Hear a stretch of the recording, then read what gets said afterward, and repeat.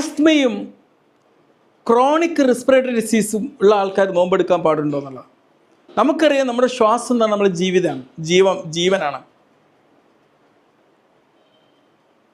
ഒരു കാരണവശാലും ആസ്മ രോഗികൾ അവരുടെ ഈ വായു സഞ്ചാര പാതയുടെ ആരോഗ്യം വിട്ട് കളിക്കരുത്. ഒരു കാര്യം നമ്മൾ മനസ്സിലാക്കണം, ഇൻഹേലർ ഉപയോഗിച്ചത് കൊണ്ട് ഒരു കാരണവശാലും നോമ്പ് മുറിയാൻ പോകുന്നില്ല. അതേസമയം ഇൻഹേലർ സ്ഥിരമായി ഉപയോഗിക്കുന്ന ഒരാൾ ഫാസ്റ്റിങ്ങിൻ്റെ സമയത്ത് ഇൻഹേലർ അടിക്കുന്നത് ഒഴിവാക്കി കഴിഞ്ഞാൽ അത് സിവിയറായിട്ടുള്ള ഒരു ആസ്മ അറ്റാക്ക് ഉണ്ടാക്കാൻ കാരണമാവും, ഹോസ്പിറ്റൽ അഡ്മിഷന് കാരണമാവും, മരണം വരെ സംഭവിക്കുന്ന അപകടാവസ്ഥ ഉണ്ടായിന്ന് വരാം. ഏതൊക്കെ ആസ്മ രോഗികളാണ് നോമ്പെടുക്കുന്നത് ഒഴിവാക്കേണ്ടത്?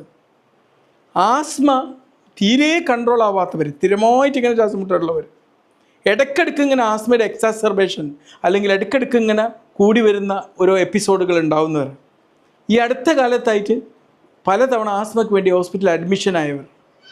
എന്തൊക്കെയാണ് എമർജൻസി സൈൻസ്? ഈ ലക്ഷണങ്ങൾ കണ്ടാൽ പെട്ടെന്ന് തന്നെ നോമ്പ് മുറിക്കണം.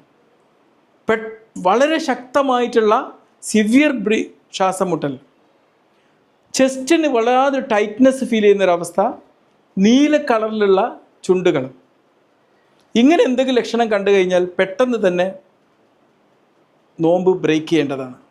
പിന്നെ പെട്ടെന്ന് മെഡിക്കൽ സഹായം സ്വീകരിക്കേണ്ടതാണ്.